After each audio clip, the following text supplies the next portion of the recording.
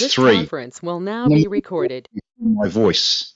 In the morning I lay my requests before you and wait expectantly.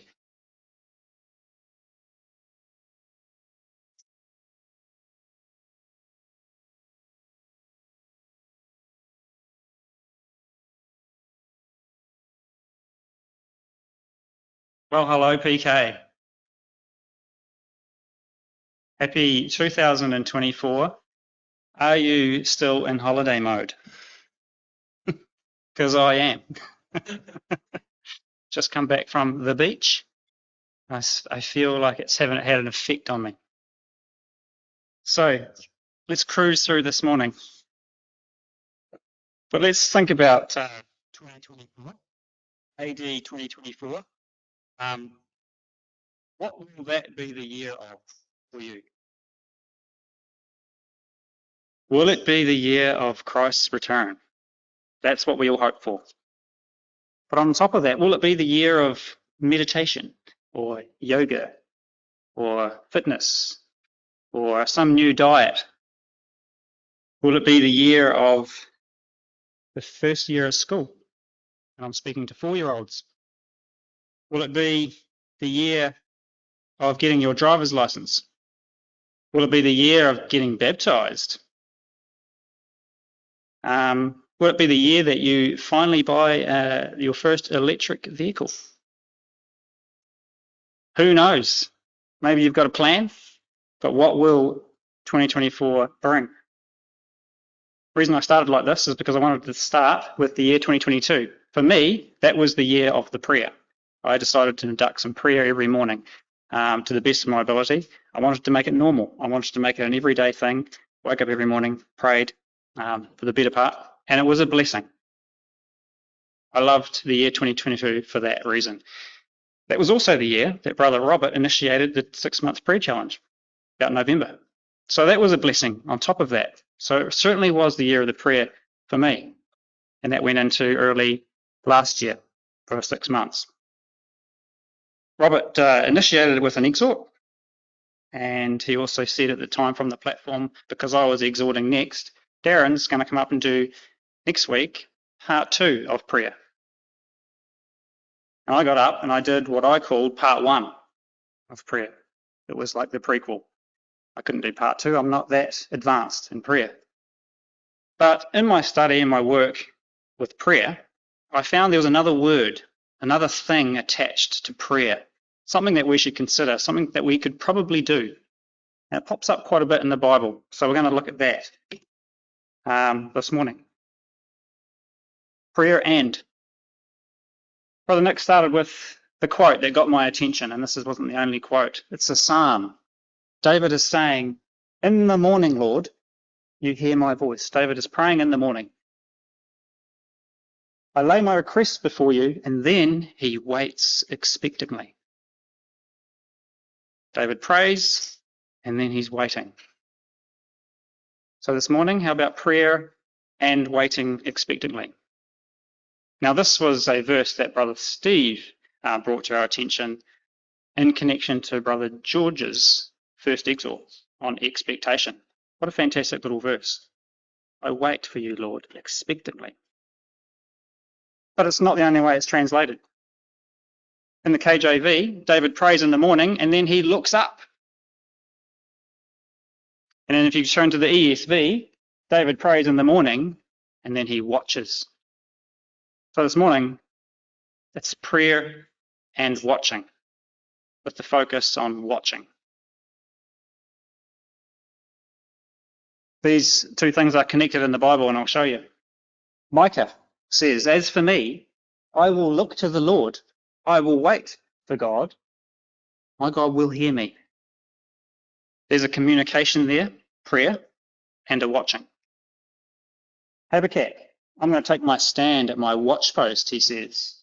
"I'm going to look out to see what you will say to me and what I will answer." Again, a communication with God and a watching. What about the New Testament?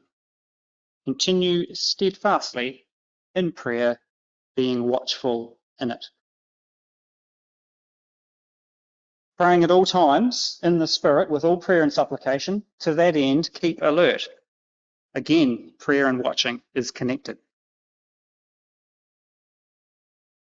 Perhaps in summary this morning, we are considering the status of our eyelids. The eyes are closed, and then when to open them again for watching. So I have had some questions. What is watching from the biblical perspective as connected to prayer? So that's going to be our focus this morning. What is it? But I had other questions. Is prayer and watching inseparable, like peas and carrots? You can't have one without the other. Okay, that's an old one. If you pray, you watch. If you watch, you pray. Are they joined? Is there prayers that you would say that you won't need to watch? My example is, what about a prayer of thanksgiving? You know, you're thanking God. But here's a point. If you've just recognized some things that you're thankful for, probably you began with a bit of watching. You saw God's blessings on you and then you thanked Him. So again, we're doing it. We know we're all doing it. We are watching. So what is watching? Classic me and many love to go back to the Hebrew. That word used, looking up, waiting expectantly, or watching from David, is this word, safar, silent T, safar, watch. To look out or about, to spy and to keep watch. Look up, wait expectantly. They're all good translations. Had to include the ancient Hebrew there, down there at the bottom. That's how the modern Hebrew was originally rendered. Now, the letter Ayin is the picture of an eye, and I totally expected the letter Ayin to be in that word, because it's the eye, it's the watching eye. It's not in the word. Classic Hebrew. It always blows my mind. The first letter is Sadi. It's a fish hook, the one on the right there. Represents hunting, represents desire and need. And I thought to myself, yeah, hunting. It's way more than seeing, isn't it? It is seeing, but it's more. You need to know stuff. You need to know where to find the fish. You need to know temperature, currents, conditions. You need to know a lot. You need to know knowledge, and it has to be combined to your watching. So it's much more full than just an eye. The middle letter is Pei, which is the speaking mouth, and that was interesting because that's actually connected with prayer, being the first letter of the word prayer, palau. The last letter is my favorite one, the little man like this. Hey, it's the letter hey, and it represents revealed. Something has been revealed. If I'm going to suggest from the ancient Hebrew, the desire of the mouth is revealed. That is potentially a literal understanding of the word watch. We'll see how that comes out. In the Bible, this word watch appears many times, but I'm going to look at the first 3 times. They seem to overlap, they seem to link, there seems to be connecting ideas to this idea of watching, which will help us to learn about our watching as connected with prayer. Genesis 31 is the first one. So Laban, I should say Jacob, he's left Haran with his wives, his children, and all of his possessions without saying goodbye to Laban, who was his uncle, who was his father-in-law, and who was the one he'd just spent 20 years odd of his life working for. Laban found out, he was angry and went after him. And in some ways, when you think about Laban, was quite correct to be upset. After all, Jacob had taken his daughters, his grandchildren, and according to Laban, half of his livestock. And Jacob was gone without so much as leaving a note.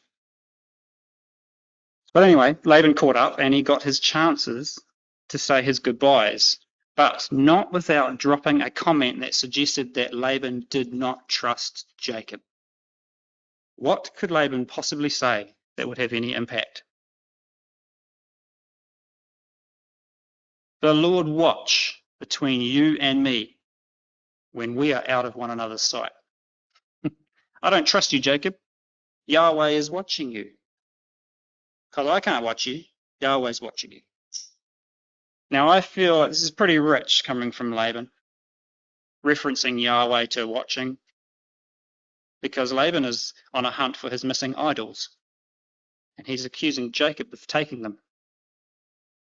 But I think Laban knows the connection that Jacob has with this God, and therefore says this to have an impact on him.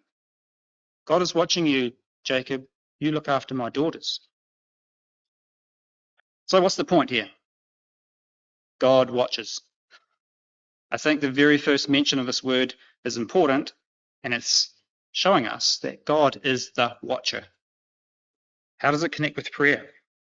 Well, God sets the bar for watching. Come and see what God has done. He is awesome in his deeds, who rules by his might forever, whose eyes keep watch on the nations. Here's another one. The Lord looks down from heaven. He sees all the children of man, and from where he sits enthroned, he looks out on all the inhabitants of the earth, he who fashions the hearts of them all and observes their deeds. God watches, and God does not miss a thing. I'm sure you'll agree this is quite a high bar when it suggests our level of watching, when we're comparing God's level of watching. And here's a classic chance to express that classic human attitude. We can't watch to that level, so I'm not even going to give it a go. But I think there's more. Could the first placement of this word in this context be a suggestion that our watching be done as best as possible from God's perspective? Is this something we can take from this? What's God's plan? How does God work? What would he do in response of our prayers, our pleas, our wants, our earnest desires? What does God want? Because how much when we're praying do we come up with the desired outcomes and we watch for those to happen? By the way, God, I actually do have an ideal solution for the problem that I suggested to you. Oh, and it gets even trickier when we think we know how God might respond, and we wait for that to happen. And I'm not even going to go there. That's tricky. Got a little point later on in the second placement of this word, though, in relation to that. Point number one really is what I wanted to wrap up with, saying, just consider God's perspective in our watching after our prayers. Nice and simple. What would he do? How would he likely respond? Second appearance is in 1 Samuel. And Israel was at war with the Philistines. The Israelite men thought, I know what would help our war campaign. We need the Ark of the Covenant with us. We need to take the Ark of the Covenant with us to battle. Just want you to imagine something. Imagine you are the high priest. You're in charge of attending to the spiritual welfare of a nation and looking after the center of worship. That is the tabernacle in Shiloh and all that's in the tabernacle. No more so than the Ark of the Covenant, which is the most sacred item representing the very presence of God. And it's been taken to a battleground. Eli, the high priest, he was 98 years old, and he was trembling at the very thought of the ark not returning. And so we have this statement. This is the second time this word Safar appears. Eli was sitting on a seat by the road watching, for his heart trembled for the ark of God. This is not God watching. This is a man watching, but with everything he's got. There is nothing else going on for Eli here but for the intense watching for that safe return of the ark. It's the second word appearance of the Safar, and I think we are asked to look at the intensity of the watching. Is that the takeaway point here? Should our prayers be followed up by not just watching, but urgent watching, real watching? Or at least consider, how much do we really want to see the hand of God in action in response to our prayers? Or do we kind of have it in the bag already? Is our strength sufficient? Yes, we've prayed, but we know we've kind of done enough to make it all happen ourselves. How much do we want to see God in action? What is our urgency levels? I've been looking at the urgency levels of my own prayers, and it's all over the place. Sometimes I actually have no urgency at all. My prayer sometimes sounds kind of serious too, but I don't follow up with urgent watching. But however, if we watch with heightened senses like Eli, it's logical that we will notice God's responses. They will become more visible. We don't need the eye to watch, by the way. Eli was 98 years old and he was blind. Oh, he was watching though, wasn't he? It's another level, a heightened level of watching is what we're seeing here to set the bar, perhaps, for our watching connected with prayer. Well, the ark, there's something else here I want to attach. Eli really wanted the ark back. And so you imagine what his prayers would have been. But we know what happened. He also knew God really well. So surely God would want the ark back too, right? Isn't that looking at it from God's perspective? Wasn't Eli urgently watching with God's plan in mind? The ark did not come back. This is the thing. The Philistines got it. And when Eli heard the news, he fell over and he died. This is like the toughest lesson. This is about as hard as it gets. Sometimes when we are so positive about what God would want and how he would activate, it is absolutely earth-shattering when he doesn't respond the way we want or the way we thought. Earth-shattering. But we know the story. We have that advantage. We can see God's plan. Eli didn't get that privilege here of the foresight. You see, the Philistines, they had the worst time with their ark in their possession. God's power was made known in several cities of the region of the Philistines. The Philistines' people were afflicted with disease. Their god Dagon fell over and broke, amongst many things. The Philistines in the end could not wait to get rid of the ark. God was glorified. God's power was made known to the Philistines. All I can say is God's ways are not our ways. God's thoughts are not our thoughts.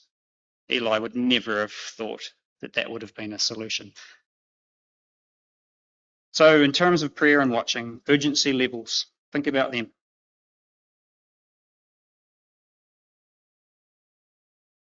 The third appearance of the word safar is, you guessed it, the watchman.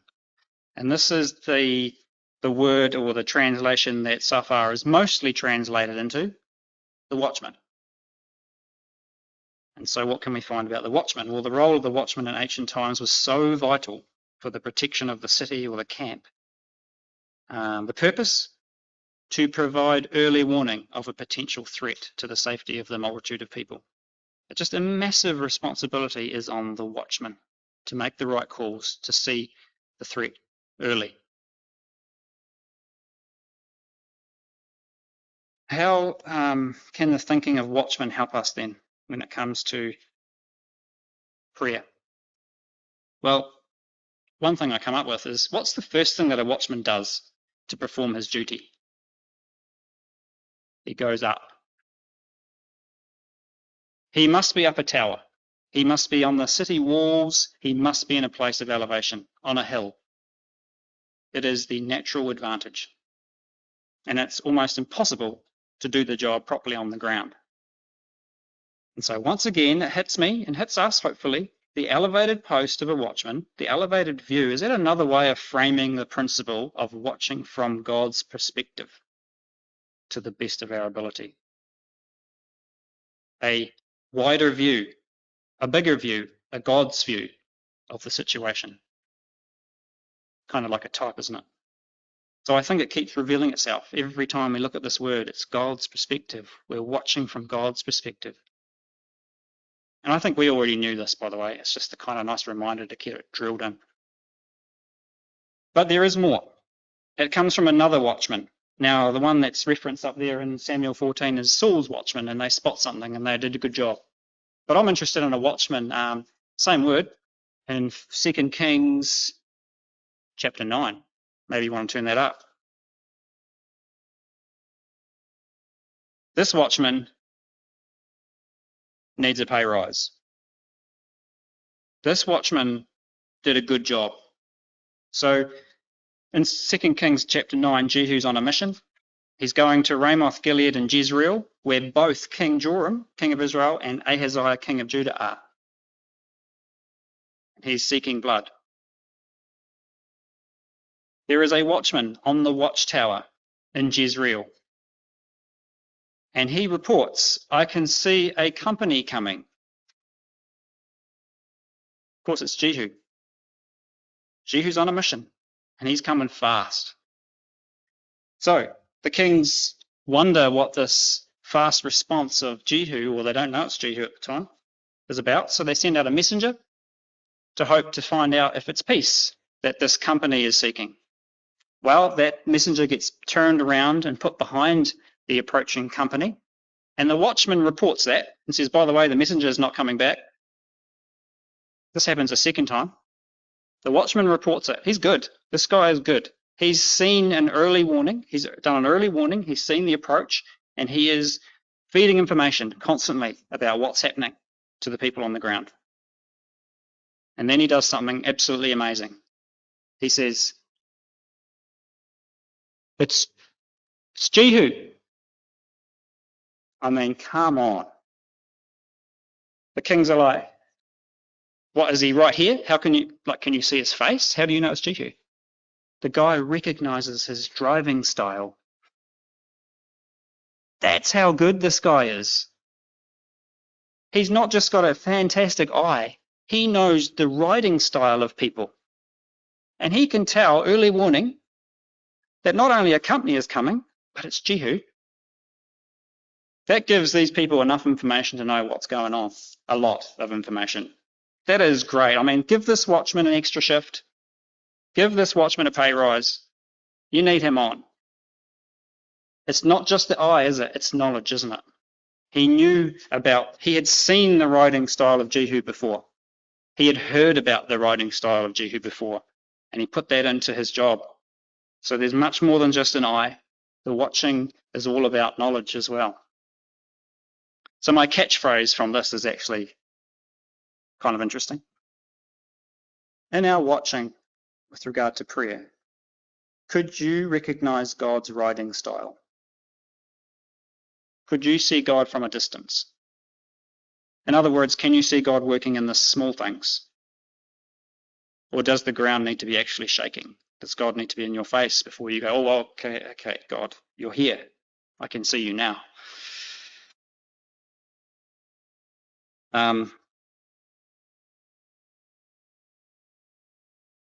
just sure that the better we know God, the more likely we can spot his hand in the everyday, in the every way.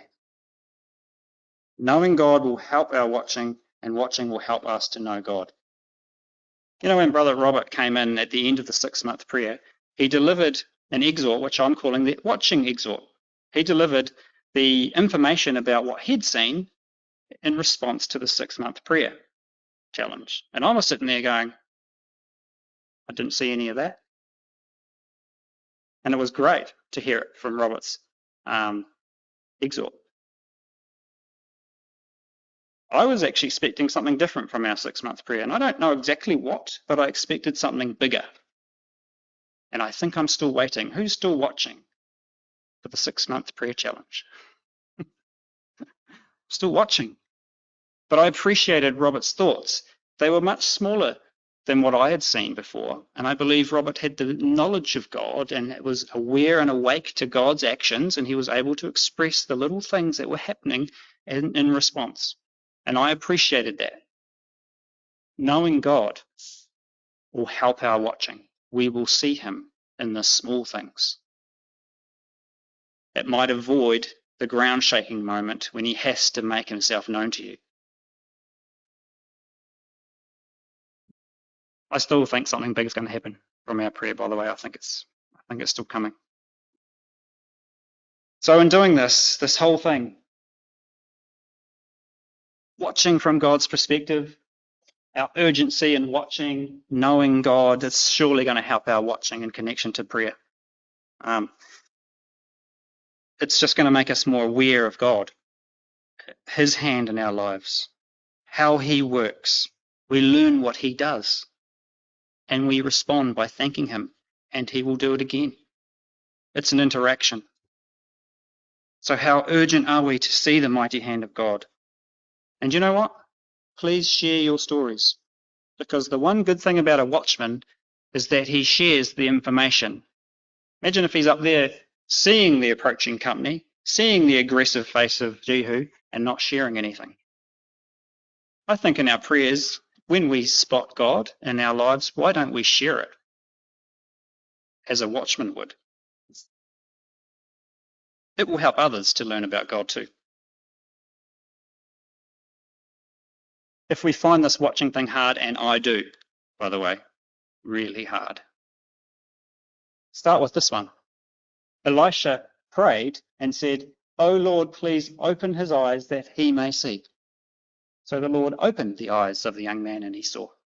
Ask God in prayer to show you, because he will respond. He wants you to see him.